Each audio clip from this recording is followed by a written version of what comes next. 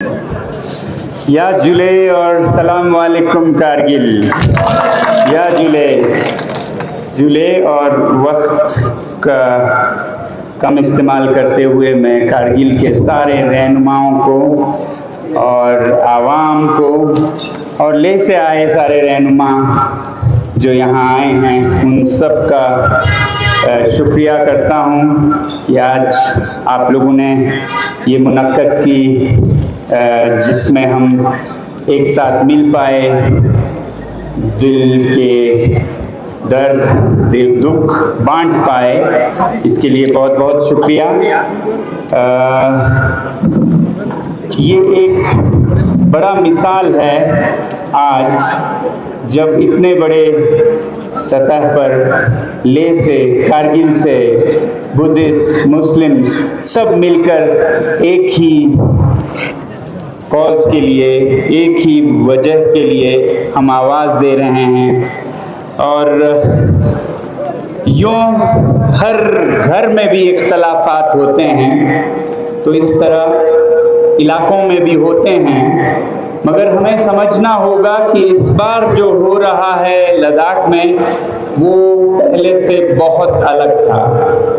हम कुछ फ़र्क रख पाते थे, होता रहता था, मगर जो अभी हो रहा है वो बहुत बड़े पैमाने पे हो रहा है। उसकी समझ हम में से बहुतों को नहीं है और हमारे लीडरान को, रहनुमाओं को भी नहीं है। इसलिए वो पहले की तरह एक दूसरे पे उंगली उठाएं, किसी पे आवाज़ उठाएं, किसी की नुक्ताचीनी कर रहे हैं, उसे आम बात समझ रहे हैं। नहीं देख रहे हैं कि ये पैदा किए जा रहे हैं किसी ख़ास मंसूबे के तहत। ये नहीं देख रहे हैं कि आज जो लद्दाख दो चार है जिस हालत से, वो बहुत बड़े पैमाने पर दुनिया के सतह पे होता है और हिंदुस्तान में भी हो रहा है और अब वो लद्दाख में शुरू हो रहा है।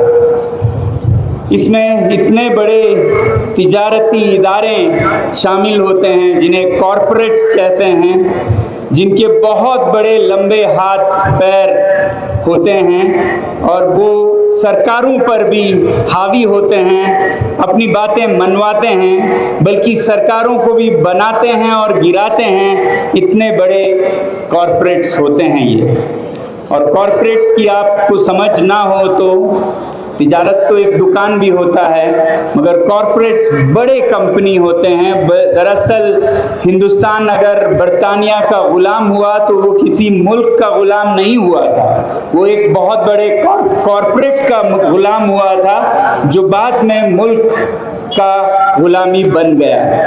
तो हिंदुस्तान की गुलामी शुरू हुई थी ईस्ट इंडिया कंपनी से, वो एक तिजारती इदारा था और ऐसे आकर उसने आवाम को और पूरे कौम को, मुल्क को गुलाम बनाया था। तो कॉरपोरेट्स इस तरह के हद पर चलते हैं और हिंदुस्तान में भी ऐसे बहुत से कॉरपोरेट्स हैं जो अलग अलग हिस्सों में, हिंदुस्तान में बल्कि दुनिया में अलग अलग हिस्सों में अपने तिजारत के, अपने कारखानों के जाल बिछाते हैं और उन्हें मुनाफा और नुकसान के अलावा इंसान नहीं दिखते हैं। तो ये हमें समझने की ज़रूरत है कि अब जब लद्दाख के दरवाज़े खोल दिए गए, सोचा ये था कि ये दरवाज़े और पुख्ता बनाकर मरम्मत होके बड़े दरवाज़े होंगे जिसमें हमें तहफ़्फ़ुज़ दिया जाएगा, सेफ गार्ड्स दिया जाएगा और हमें हुकूक दिए जाएंगे अपने फ़ैसले खुद करने के, जिसे जमहूरियत कहते हैं। मगर हो कुछ अलग सा रहा है और इसमें भी मैं इल्ज़ाम रहनुमाओं पर पूरा नहीं, वो चाहे लद्दाख में हो या दिल्ली में हो, वो मजबूर हैं ऐसे कॉरपोरेट्स के हाथों जिन्होंने उनके सरकारों को बनाने में इतनी मदद दी है और जो वो आसानी से इन्हें गिरा भी सकता है, क्योंकि अगला चुनाव भी आने वाला है, वो उन्हें बराबर याद दिलाते हैं। तो उनके इशारों पे चलना एक मजबूरी बन जाती है और ऐसी ही मजबूरी हमारे बड़े बड़े मंत्रियों से लेके अफसरों तक और काउंसिलों तक ये मजबूरियां फिर कतरा कतरा करके आता है, और ऐसा कुछ लद्दाख में भी देखा जा रहा है। जिस तरह से लद्दाख में बड़े बड़े ज़मीनों को देखा जा रहा है कारखानों के लिए, बड़े पावर प्लांट्स के लिए, बिजली घरों के लिए, उससे हमें समझ आ जाना चाहिए कि आगे क्या होने वाला है। अभी तो एक हम देख रहे हैं जिसमें स्क्यामचूथक में इतना बड़ा प्रोजेक्ट बन रहा है। हमें प्रोजेक्ट से कोई मुश्किल नहीं है, बल्कि हम खैर मकदम करेंगे। बिजली अगर लद्दाख के ज़मीन पर बनता है और हिंदुस्तान को काम आता है तो बहुत अच्छी बात है। कितना हमने हिंदुस्तान से लिया अपने कौम से, और आज हम कुछ दे पाएँ तो कोई बुरी बात नहीं है। मगर जिस तरह से बिना पूछे, बिना आपको शामिल किए, बिना हमारे जो रुकन हैं, पब्लिक रिप्रेजेंटेटिव्स, इलेक्टेड रिप्रेजेंटेटिव्स, उनको बिना शामिल किए मनमानी ढंग से लिया जा रहा है, वो इशारा करता है आगे क्या होने वाला है लद्दाख में। तो अगर शामिल करते तो लद्दाख के रहनुमा, मुकामी लोग उन्हें बताते कि बेहतरीन तरीके से आप कैसे इस प्रोजेक्ट को बना सकते हैं ताकि आपको बिजली भी मिले और हमारे यहाँ कोई नुकसान भी ना हो।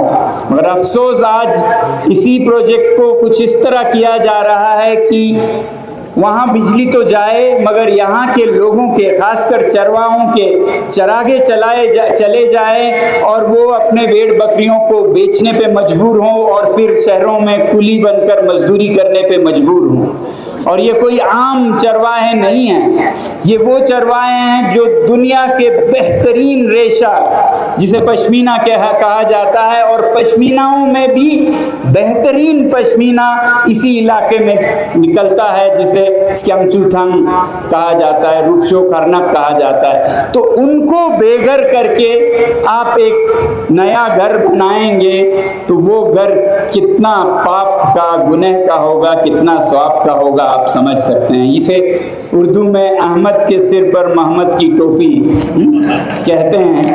तो ये क्या मतलब हुआ, किसी को टोपी दे रहे हैं दूसरे का निकाल के। लद्दाखी में कहते हैं न्या साते खिया चिंबा, मछली को मार के और कुत्ते को मदद कर रहे हैं, तो ये तरीका नहीं है।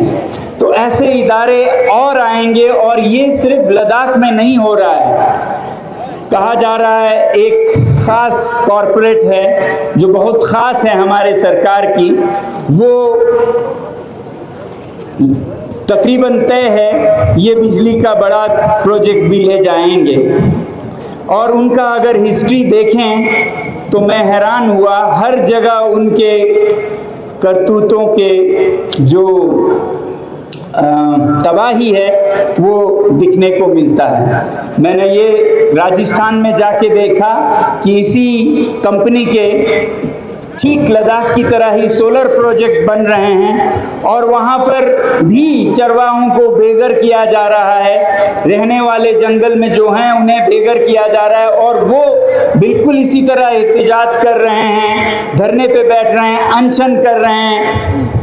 फ़र्क एक ये देखा कि वहाँ पर लोगों ने अपने पार्टी को भी कुर्बान किया और निकल के आके लोगों के साथ लड़ने के लिए तैयार हुए, और वो आज उस मुहिम को चला रहे हैं। तो उसलिए उम्मीद भी दिखती है वहाँ। ऐसा ही लद्दाख में भी होनी चाहिए कि आज के मफाद को ना देख के तवील मुद्दत के लिए, आने वाले पीढ़ियों के लिए क्या होगा उसे देखते हुए हम अपना एक कदम लें। भले ही उसके लिए हमें अपना कुर्सी या पार्टी छोड़ना पड़े, मगर लद्दाख को महफूज रखने के लिए कुर्बानियाँ देनी होंगी। ये हमें सीखने की ज़रूरत है। तो यही गुजरात में हो रहा है, जहाँ बिल्कुल जो हिंदुस्तान और पाकिस्तान का सरहद है, वहाँ पर जो आज तक नहीं हुआ है वो ज़मीन है जो कि फ़ौज के लिए रखा हुआ है, ताकि उन्हें जंग में काम आए वो ज़मीनें भी इसी कॉरपोरेशन को दिए जा रहे हैं और लोगों को बेघर किए जा रहे हैं, उनके भेड़ बकरी, उनकी ज़िंदगी तबाह हो रही है। तो ये गुजरात में दिख रहा है, ये राजस्थान में दिख रहा है, ऐसा ही कुछ हसदेव के जंगलों में दिख रहा है, जहाँ इसी कंपनी को कोयले के खादान देने के लिए दरख्तों को काटा जा रहा है, कबीलों को भगाया जा रहा है, और इसमें सरकार साथ हैं इस कंपनी के, और वो मजबूरी में साथ है क्योंकि उन्हीं के मदद से वो अगर सरकार में आए और उनके मदद के बिना वो गिर जाएं तो वो मजबूर हो जाते हैं। ऐसा ही कुछ निकोबार आइलैंड में हो रहा है, जहां बड़ा शहर बनाने के लिए इसी कंपनी का लोगों को भगाया जा रहा है, पेड़ों को काटा जा रहा है, इनकी तबाही के मंजर हर तरफ है हिंदुस्तान में। तो ऐसा ही कुछ जब लद्दाख में हो रहा है तो हमें इनसे सीखना होगा और मुत्तहिद होकर एक जद्दोजहद करनी होगी। और जो इस तरह के हालात हैं, खासकर पसमानदा कबीलों के साथ, ट्राइबल लोगों के साथ, ये नया नहीं है। इसका नज़ारा हमारे हिंदुस्तान के जो रहनुमा थे, लीडर्स थे, उन्होंने आज़ादी के वक्त ही देख लिया था।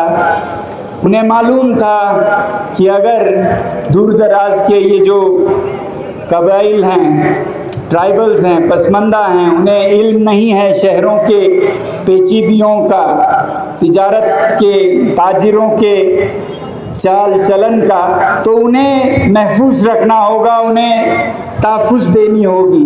इसीलिए जब भारत की आईन बन रही थी तो ख़ास एक कमेटी बिठाई गई जनाब बोर्दोलॉय के सदारत में, और उन्होंने इस पर देखा कि कैसे हम इन ट्राइबल्स को बचाएं ऐसे शहर के लोगों से जो इन्हें बेघर कर देंगे। और इसके बाद आईन में एक नया शेड्यूल लाया गया, उसे कहते हैं 6th शेड्यूल और 5th शेड्यूल। 6th शेड्यूल पहाड़ों में रहने वाले लोगों के लिए, खासकर नॉर्थ ईस्ट में लाया गया। 5th शेड्यूल बाकी हिंदुस्तान में जहां ऐसे कबीले रहते हैं उन्हें बचाने के लिए। तो ये शेड्यूल कोई हमारा बनाया नहीं है, ये 6th शेड्यूल हमारे आईन का एक हिस्सा है। भारत माता ने अपने उन बच्चों को महफूज रखने के लिए जो थोड़े कमज़ोर हैं, ये आईन बनाया। भारत यकीन करता है इक्विटी में, एक होती है इक्वालिटी, बराबरी, मगर बराबरी काफ़ी नहीं है। एक तरफ एक बहुत पहलवान बच्चा हो आपका, एक मरीज बच्चा हो, तो समझदार माँ बराबर नहीं देती है दूध, वो कमज़ोर को ज़्यादा देगी, जो पहलवान है उसका कुछ फ़र्क नहीं पड़ेगा। तो वो जब तक दुरुस्त ना हो कमज़ोर को और ज़्यादा दूध देगी। इसे इक्विटी कहते हैं। इक्विटी बहुत समझदारी से हिंदुस्तान ने इसे अपनाया। इक्वलिटी कहते तो दोनों को एक गिलास दूध देते, फिर चाहे मरीज रहता और पहलवान बनता।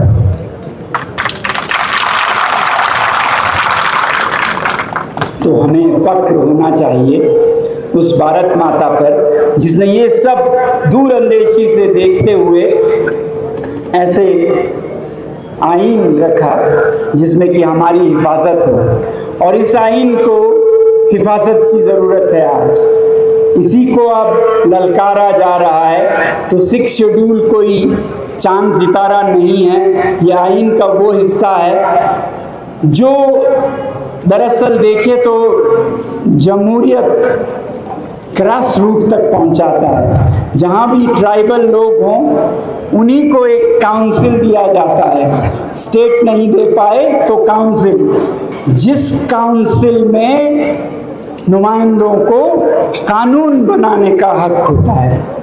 यूँ तो काउंसिल हमारे यहाँ भी है, हिल काउंसिल, दरअसल वो 6 शेड्यूल के काउंसिल की एक नकल है, मगर बहुत ही हल्की सी नकल है, क्योंकि यहाँ कोई कानून बनाने का जिसे लेजिस्लेटिव पावर कहते हैं वो नहीं है, ना ही जुडिशियल पावर है हमारे काउंसिल में।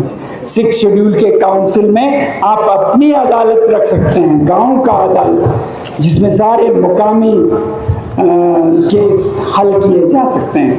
तो ये आपको कानून बनाने का हक देता है, यह आपको अपने जुडिशियल अदालत चलाने का हक देता है, और फाइनेंशियल अपने बजट खुद बनाकर खुद इस्तेमाल करने का देता है। तो इस तरह से बहुत अलग है 6 शेड्यूल का काउंसिल। जब हम कहते हैं इसी काउंसिल तो हमारे पास पहले से ही है, इसके पास बहुत पावर हैं, खासकर ज़मीन पर पावर है कहते हैं, मगर जिस तरह से इसके अंशुतम का ज़मीन इस्तेमाल किया जा रहा है बिना इल्म के इस काउंसिल के, हमें नहीं लगता है कि ये काउंसिल वो पावर रखता है जो हम समझते थे रखता है।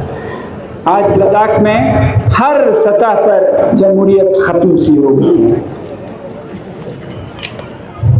नीचे से नीचे सतह पर पंचायत होता है, मगर आज पंचायत भी मुलतवी हैं, इसके कोई चुनाव नहीं 1-1.5 साल से। फिर काउंसिल का आपने सुना आखिरी सांस ले रहा है, उसके भी कोई पावर नहीं रहे जैसा था, और ये कब तक चले, कब मुलतवी हो जाए, बंद हो जाए, ये भी कहना मुश्किल दिख रहा है। फिर उसके ऊपर जो असेंबली होती है उसमें हमारे 4 रुकन जाते थे, जैसा सज्जाद साहब ने कहा, और 2 MLCs वो भी ख़त्म कर दिए गए। आज जमहूरियत है तो किस सतह पर है मुझे नहीं दिखता। सिर्फ एक रुकन पार्लियामेंट है पूरे खित्ता-ए लद्दाख पर, जो कि हिंदुस्तान के सबसे बड़े खित्तों में से एक है, तो ना के बराबर है डेमोक्रेसी। तो मैं इल्तिजा करना चाहूँगा भारत सरकार से कि वो लद्दाख को एक जमहूरी मुल्क की तरह पेश आएँ, जैसा उम्मीद हम एक दुनिया के सबसे बड़ी जमहूरियत से उम्मीद कर सकते हैं। आज जो दिख रहा है वो तो दुनिया के सबसे बड़े डिक्टेटरशिप जो कि चीन है उसकी तरह होता जाता दिख रहा है, क्योंकि चीन में भी ऐसे ही कोई हक नहीं है। तो हिंदुस्तान चीन से इसमें बराबरी ना करे, बल्कि मिसाल कायम करे कि वो आखिरी सरहद तक जमहूरियत देता है, अपने अवाम में भरोसा करता है, तब वो अलग होगा और महान होगा भारत दुनिया में कि वो सच में दुनिया की सबसे बड़ी जमहूरियत है। तो ये मांग हम जमहूरियत के तहत 6 शेड्यूल में करें, ताकि हमारे लोगों तक, नीचे तक सरकार आए, काउंसिल के सतह तक, वो काउंसिल जो अभी के काउंसिल से अलग हो, जिसके कानून बनाने के भी हुकूक हों। दूसरी तरफ जो स्टेटहुड है उस पर तो ज़्यादा कहने की ज़रूरत नहीं है। मैं सोच रहा था तफसील से आपको बताऊं ये 6 शेड्यूल क्या है जो कि मैंने बताया, और स्टेटहुड क्या है सज्जाद साहब ने भी बताया। तो ये तो पूरे हिंदुस्तान में हर एक को नसीब है, तो यहाँ लद्दाख में हो तो कोई बड़ी बात नहीं होगी। हर इलाके की तरह यहाँ भी असेंबली हो जिसमें चुने हुए रुकन फैसले करें, ना कि एक अफसर जिसे लद्दाख का पता नहीं हो। तो यही कहूँगा, बाकी मैं जश्न मनाता हूँ, मुबारकबाद देता हूँ कि जिस तरह से हमने एक मुत्तहिद इलाके की तरह लेह और कारगिल मिलकर एक मुस्तैदा कदम रखा, ये जिंदाबाद रहे। मैं कल सिंगापुर का मिसाल दे रहा था कि मज़हब का मतलब फ़िरके वाराना तशद्दुद, अमन का ना होना नहीं है। एक मिसाल है सिंगापुर, जो कि 60 के दशक में हिंदुस्तान से भी बदतर था, माशी तौर पर बहुत पसमंदा था, और फ़िरके वाराना बहुत बड़े बड़े वहाँ पर फसादात हुए। 64 में, फिर 67 में 40-50 लोग मरे फिरके वाराना तशद्दुद में, जहाँ मुस्लिम्स तो थे ही, चीनी नस्ल के लोग हैं और फिर हिंदुस्तानी हिंदू नस्ल के भी लोग हैं, मगर उन्होंने 60 के दशक में जो ये तशद्दुद हुए, जिसमें मौत हुई, इससे बहुत जल्द सीखा और आने वाले सालों में इसे बहुत अच्छी तरह से हैंडल किया। और आज सिंगापुर में कभी कोई तशद्दुद की तो बात ही नहीं होती, बल्कि आज वो दुनिया का सबसे अमीर मुल्क बना है। अगर फी नफ्र कितना दौलत है देखें तो दुनिया का एक सबसे बड़ा, सबसे आगे का मुल्क बना है, क्योंकि उनके लीडरों ने मैं फिरके के लोगों को इकट्ठा करके लीडर बनूं ऐसा नहीं सोचा। उन्होंने तब से देखा कि ये खतरनाक रास्ता है। इस चीनी जो मूल के लीडर थे, ली क्वान यू, वो एक मिसाल है दुनिया में। हालांकि वो चीनियों के दिल में मुसलमानों के जो मले हैं उनके लिए नफ़रत पैदा करके और हिंदुओं के लिए नफ़रत पैदा करके हमेशा सदर बनते, मगर उन्होंने वो रास्ता नहीं चुना। उन्होंने ये मर्ज़ ही ख़त्म कर दिया, सबके दिलों में बराबरी और ऐसे एहतमाद किए, तालीम में हर एक दूसरे को इज़्ज़त करे, और देखते ही देखते ये फ़र्क ख़त्म होता गया और तरक्की पे तरक्की करता हुआ आज आपको भरोसा नहीं होगा वो अव्वल दर्जे के मुल्क में। तो ये मिसाल हमें हिंदुस्तान में लेने की ज़रूरत है कि चाहे मुसलमान हो, बौद्ध हो, हिंदू हो, चीनी मूल के लोग हो, मिल के न सिर्फ तरक्की कर सकते हैं, अव्वल नंबर के मुल्क बन सकते हैं दुनिया में। तो ऐसी तरक्की हमारे देश में हो वो हम तो ये जो मिसाल लेह और कारगिल ने मिलकर दिया, इसे कायम रखें, इसे और बड़ा करें। आखिर मैं यही कहूँगा कि ऐसे मिसाल कुछ दिनों पहले हमने फिर देखा, जब कि लद्दाख की जो जद्दोजहद है उस पर हमला था। हालांकि दिखता था मुझ पर हमला है। बहुत सारे मीडिया चैनलों ने मुझे निशाना बनाया ये कहकर कि ये एंटी नेशनल है, ये चीन या पाकिस्तान या अमेरिका का आदमी है। ये काफी पूरे हम तुम्हारे साथ हैं, आगे बढ़ो, हम तुम्हारे साथ हैं, आगे बढ़ो, हम तुम्हारे साथ हैं। बहुत बहुत शुक्रिया। ऐसे वीडियोस बने जो कि काफ़ी लोगों तक पहुँचे, लोगों के दिलों में शक पैदा किया। ये एक मंसूबा था कि लद्दाख का जो खबर है वो पूरे देश में पहुंच रहा है और पूरे मुल्क के लोग हुकूमत से सवाल कर रहे हैं, लद्दाख के साथ आप ये जुल्म क्यों कर रहे हो। तो उन्होंने एक चेहरा पकड़ा जो वो सोच रहे थे कि इसके वजह से ये खबर देश तक, दुनिया तक पहुंचती है, उसे ही तबाह करो। मगर फिर हिंदुस्तान में ऐसे करने वाले लोग हैं, तो यहाँ अदालत भी है, आईन भी है। तो उस आईन के तहत हमने मुकदमा किया डिफेमेशन का, और वो शख्स माफ़ी मांगने लद्दाख चले आए। आप लोगों ने देखा भी होगा।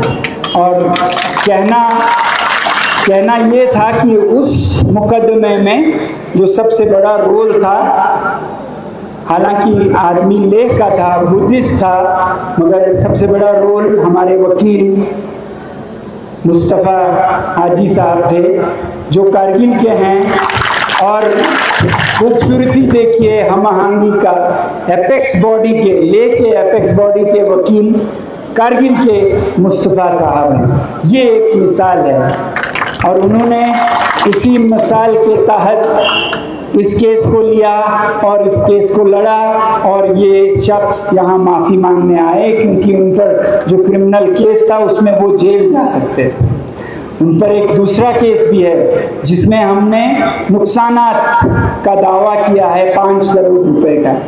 तो वो भी हमें उम्मीद है जल्द ही हमारे ही हक में होगा। तो ये एक मिसाल था लेह और कारगिल के ताउन से अगर यकजहती से चलें तो क्या हासिल हो सकता है। हालांकि हाजी मुस्तफ़ा साहब ने कभी इस वकालत का कोई कीमत नहीं मांगा, एपेक्स बॉडी से भी नहीं मांगा, मगर मैं खुद सोचता हूँ कि जहाँ जो फ़र्ज़ है वो अदा करनी चाहिए। तो इसलिए मैं आज यहाँ कहना चाहूँगा कि एपेक्स बॉडी के लिए भी उन्होंने बहुत काम किया, अपना वक्त दिया, और इस मुकदमे में भी जो कि लद्दाख का था, एपेक्स का था, केडीए का भी था और मेरा भी था, तो इसमें मैं चाहता हूँ कि अगर सच्चाई पे चले तो उनको जो दे सकता है वो उनका फ़ीस दे। तो इसलिए मैं उनको ज़रूरत नहीं है, उन्होंने मना किया, मैं इसे एपेक्स बॉडी को कबूल करने को कहूँगा ताकि वो एपेक्स बॉडी के तरफ से उनको दे और उनकी तरफ से केडीए में जो ज़रूरतें होती हैं उसे पूरा करने में ये लगाए सरमाए की तरह। तो ये 1 लाख रुपए का जो वकालत का खर्चा है वो आज मैं सौंपना चाहूँगा, जिसमें से आधा उनके आने जाने के खर्चे पे हो और आधे आपके केडीए में जो लोगों के लिए इस तरह के इजलास मुनक्कद करने में खर्चे होते हों उन पर लगाएं। शुक्रिया। बाकी आखिर में हमें उम्मीद है कि ये जो डराने धमकाने की जो हथकंडे हाल फिलहाल में शुरू कर रहे हैं वो बदलेंगे, क्योंकि एक नज़ारा उन्होंने कल देखा किस तरह से एकजुट होकर आप लोगों ने प्रेस कॉन्फ्रेंस की, हमें लेने आए, इससे ये अभी तक तो टल गया है और ऐसी जुर्रत आगे भी नहीं करेंगे, और करेंगे भी तो इससे फ़ायदा हमारे इस मुहिम का ही होगा। तो जिस तरह से कल हम सब एक साथ थे उससे हौसला तो बढ़ा ही, बल्कि मैं ये कहना चाहता हूँ कि मेरा ही नहीं, किसी भी एक नौजवान का जो जिसका कोई हैसियत नहीं हो उसको भी डराया जाए, धमकाया जाए, तो हम सबको निकल कर उसके तहफ़्फ़ुज़ के लिए आना होगा, ये हमें करना होगा। शुक्रिया। मैं ज़्यादा वक्त नहीं लूँगा, बस आप सभी से कहूँगा, सरकार से भी कहूँगा कि हम रुकने वाले नहीं हैं, चाहे जितने भी मुश्किलातें आएँ। जैसा कहते हैं, नशीमन पर नशीमन इस कदर तामीर करता जा कि बिजली गिरते गिरते आप ही बेजार हो जाए। शुक्रिया।